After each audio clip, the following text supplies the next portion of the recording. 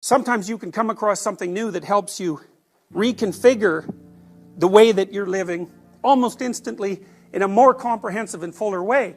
But more common is the traumatic response, which is when the presuppositions of your world are shifted dramatically and you fall into the surrounding chaos, then it's so hard on you that, it actually does you psychophysiological damage.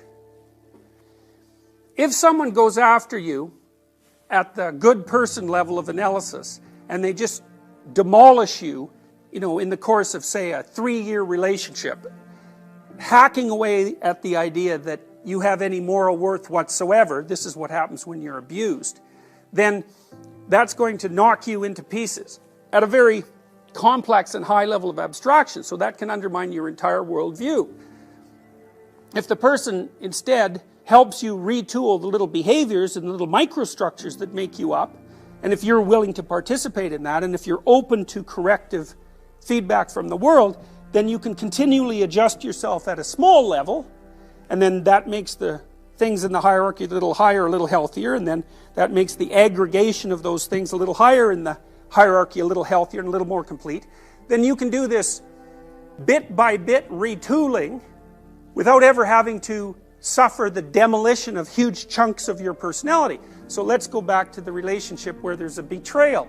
It's like virtually every time someone gets flipped upside down because of a betrayal in a relationship, after the betrayal happens, they say to themselves, there were all these signs I didn't pay attention to.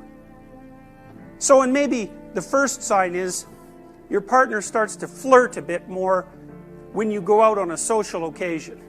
And not a lot more, just a bit more.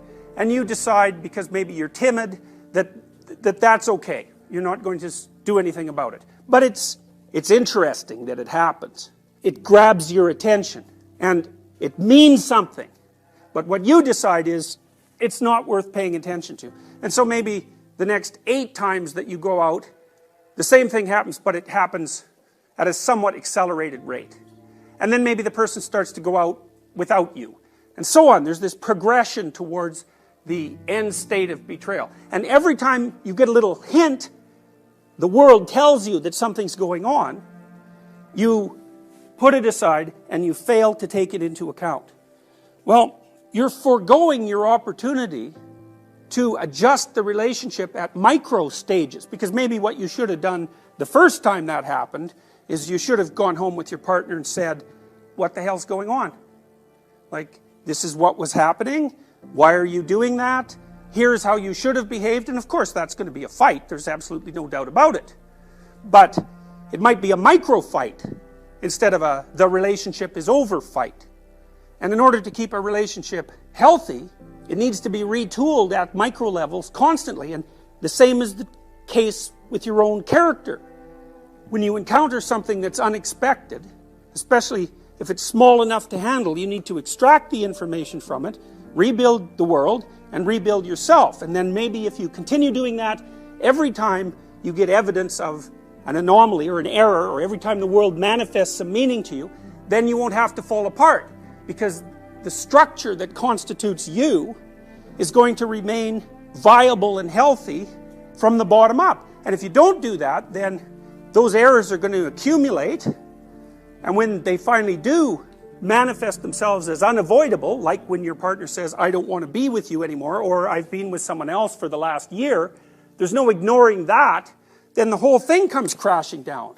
You're no longer in a relationship, you're no longer in a good relationship, and then all the other things become questionable. So, meaning manifests itself so that you can retool being itself on a continual basis while simultaneously minimizing the risk of total collapse. And morality then becomes the act of paying sufficient attention and reacting sufficiently so that that corrective process occurs.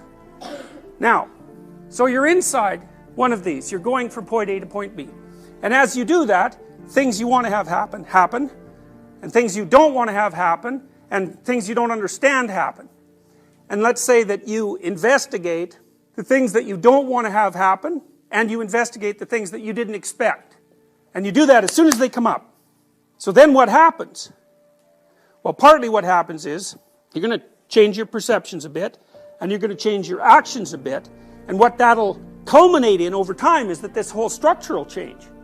So instead of going from point A to point B, maybe you start shifting so that you're going from point A to point C. Because as you're gathering information, as a consequence of the inadequacies of the way you're looking at the world, not only are you improving your ability to perceive and to act, but you're also gathering information that helps shift your perspective to a better point B. Because you might say, well, where are you going and why? And the answer to that is, well, you have a plan. You're going to get your degree. I don't know what your long-term plan is. But there's no reason to assume that your long-term plan is correct, even though there's no reason to assume that you can do without one. So you're in this weird situation where you have to live within a bounded space, and the bounded space is going to produce errors, and it's also going to be wrong. But at the same time, if you use the bounded space, then you can transform it continually across time, even what it's aimed at, and you can minimize the probability of precipitous collapse.